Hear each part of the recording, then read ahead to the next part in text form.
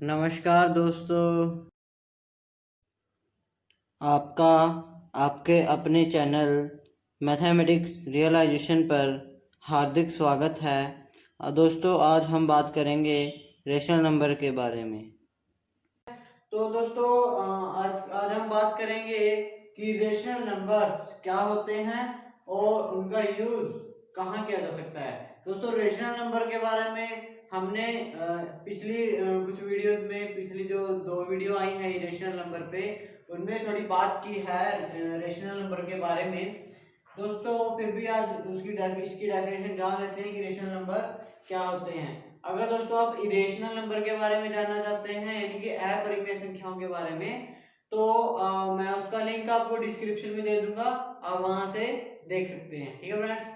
तो दोस्तों, rational numbers क्या होते हैं, उनका यूज कहाँ किया जाता है, आज हम इस टॉपिक पे बात करेंगे। ठीक है फ्रेंड्स, तो चलिए आगे बढ़ते हैं।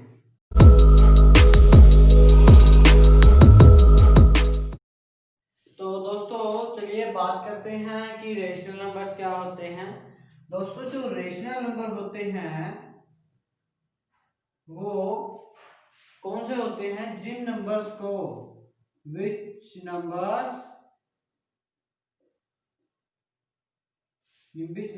can be written in the form of ratio. ठीक है फ्रेंड्स, वैसे हम इस पर थोड़ी बात कर चुके हैं। तो विच मतलब कि जो नंबर्स रेशो में लिखे जा सके, रेशनल यानी कि जो नंबर्स रेशो में लिखे जा सकते हैं। रेशो कैसे, P अपॉन Q के रेशो में, यानी कि इस शक्ल में जो नंबर्स लिखे जा सकते हैं उनको हम बोलते हैं रेशनल नंबर। जैसे हमारे पास आते हैं 1/2, 2/3, 1/4, 7/3, 7/4 एक्सेट्रा। ठीक है फ्रेंड्स, और आपको ये भी बता दूं कि दोस्तों जो रियल नंबर्स होते हैं, रियल नंबर्स पे जो इंटीजर्स होते हैं, वो सारे रेशनल नंबर होते हैं। ठीक है फ्रेंड्स, रेशनल नंबर्स यानी कि जो रेशो में लिखे जा सके। इंटीजर्स फिर रेशो में कैसे लिखे जा सकते हैं, आप ये सोच रहे होंगे कि जो इंटीजर्स होते हैं जैसे कि 2 है, 3 है, 1 है, 4 है, 24 है, सो ऑन एक्सेट्रा, कुछ भी, मतलब कि कैसे भी जो इंटीजर्स होते हैं उनको कैसे लिखा जाता है रेशो में, P अपॉन Q के फॉर्म में। जैसे 2 है, 2 को हम लिख सकते हैं 2/1, 3 को लिख सकते हैं 3/1, दिस इज द रेशो। ठीक है फ्रेंड्स, यानी कि रेशो में जो लिखे जा सके वो क्या है, रेशनल नंबर्स। आई होप ये क्लियर हो गया होगा आपको। ठीक है फ्रेंड्स, तो आपको दोस्तों एक बात मैं क्लियर करना चाहता हूँ कि जो भी नंबर लाइन पे इंटीजर्स हैं वो सारे रेशनल हैं। उसके अलावा जो नंबर लाइन पे आते हैं, जैसे ये 0 है, 1, 2, 3, ये सो ऑन, जो लाइन नंबर लाइन चलती है, ऐसे ही -1, -2, -3। दोस्तों, ये तो जो ये इंटीजर है वो तो रेशनल है ही, उनके बीच में जो आते हैं, पता मतलब कि इनफाइनाइट नंबर आते हैं इनके बीच में। जो जैसे 1 और 2 के बीच में काफी नंबर आएंगे, 2 और 3 के बीच में काफी नंबर्स आएंगे, ऐसे इनफाइनाइट नंबर्स आते हैं।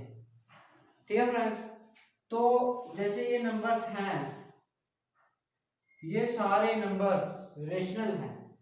इरेशनल नंबर के हम बारे में हम बात कर चुके हैं, उसका जो फुल टॉपिक वीडियो बना है आप डिस्क्रिप्शन में लिंक पे जाके देख सकते हैं। लेकिन जो दोस्तों रेशनल नंबर्स होते हैं, रेशनल नंबर्स रेशो में लिखे जा सकते हैं, लेकिन इरेशनल नंबर रेशो में नहीं लिखे जा सकते।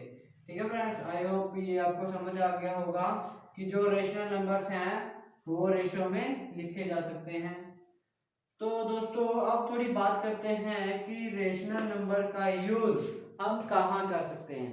ठीक है फ्रेंड्स, दोस्तों रेशनल नंबर का यूज जहां भी कुछ भी बांटा गया हो, यानी कि जिसकी जहां पे हिस्से किए गए हों, वहां पे रेशनल नंबर्स का यूज हम करते हैं। हम अपनी आम जिंदगी में भी रेशनल नंबर का यूज करते हैं। मैं आपको एग्जांपल देता हूँ अपनी रियल लाइफ का। मैं और मेरा दोस्त नीतीश, हम दोनों एक कमरे में एक साथ रहते हैं। एक बार रसोई में 2 सेब पड़े हुए थे, जो कि एक मेरे लिए था और एक नीतीश के लिए था। उसने क्या किया, वो रसोई में गया और उसने देखा कि वहाँ 2 सेब हैं। तो उसने क्या किया, अपना सेब उठाया और खा गया। फिर उसने मेरा सेब उठाया और उसको 2 भागों में बांट दिया। 2 भागों में से उसने एक भाग लिया और उसको भी 2 भागों में बांट दिया। उसके बाद लास्ट के 2 भागों में से उसने एक लिया और खा गया। तो बताइए, उसने मेरे सेब से कितना भाग खाया? तो आप बताइए कि उसने मेरे सेब से कितना हिस्सा खाया ताकि मैं उससे वापस ले सकूं। ठीक है फ्रेंड, तो आप समझ पा रहे होंगे कि जो मेरा सेब है, यानी कि एक सेब का उसने कितना हिस्सा खाया। एक सेब है हमारे पास, जो हमारा एक सेब है उससे आधा काटा फिर आधा काटा, यानी कि 1/4। उसने 1/4 हिस्सा खाया, यानी कि 1/4। 1/4 आप समझ सकते होंगे। ठीक है फ्रेंड्स, तो जो 1/4 हिस्सा उसने खाया, अब मैं उससे वापस ले सकता हूँ। तो दोस्तों ऐसे हम रेशनल नंबर का यूज कर सकते हैं। ठीक है फ्रेंड्स, तो चलिए एक एग्जांपल और लेते हैं। तो अगला एग्जांपल होगा हमारा एक बढ़ई का। एक बार एक लकड़हारा था। वो हर रोज जंगल से लकड़ियाँ काटता और बेच देता। एक बार उसने अपनी लकड़ियाँ एक बढ़ई को बेची। बढ़ई अपनी कुछ लकड़ियों का यूज़ करना चाहता था और कुछ बेचना चाहता था। वो लकड़ियों को 2 भागों में बांटना चाहता था। इसीलिए उसने लकड़ियों की एक कुर्सी बनाने की सोची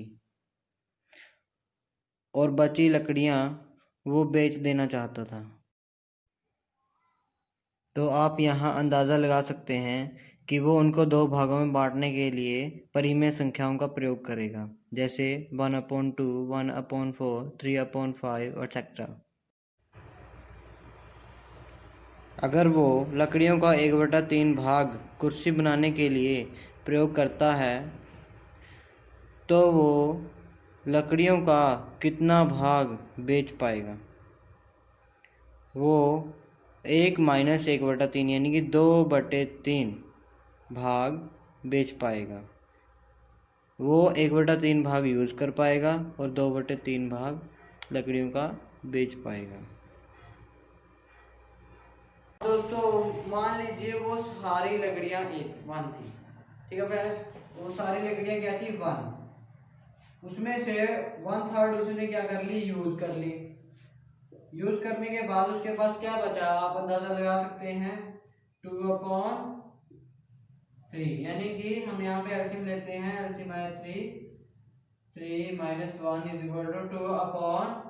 ठीक है फ्रेंड्स, उसके पास कितनी लकड़ियां बची, 2/3। तो ऐसे दोस्तों रियल लाइफ में भी हम रेशनल नंबर का यूज कर सकते हैं। यहाँ पे दोस्तों लकड़ियां बांटी गई थी और पहले एग्जांपल में सेब बांटा गया था।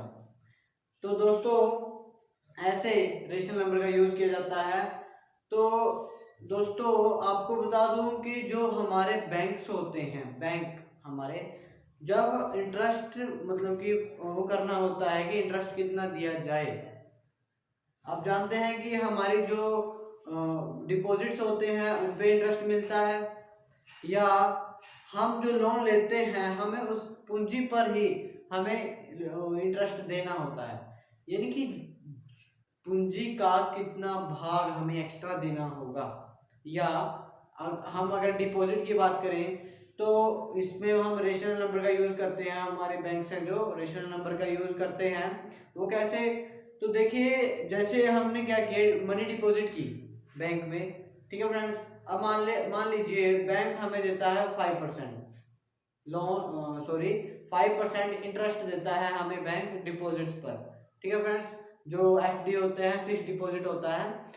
तो दोस्तों अगर 5% वो दे रहा है तो आप अंदाजा लगा सकते हैं कि जो वो 5% होगा वो हमारी डिपॉजिट जो हमने अमाउंट जो हमने जमा की है बैंक में, उसके बेस पर होगा कि उस जो अमाउंट का कितना हिस्सा हमें इंटरेस्ट में मिलेगा।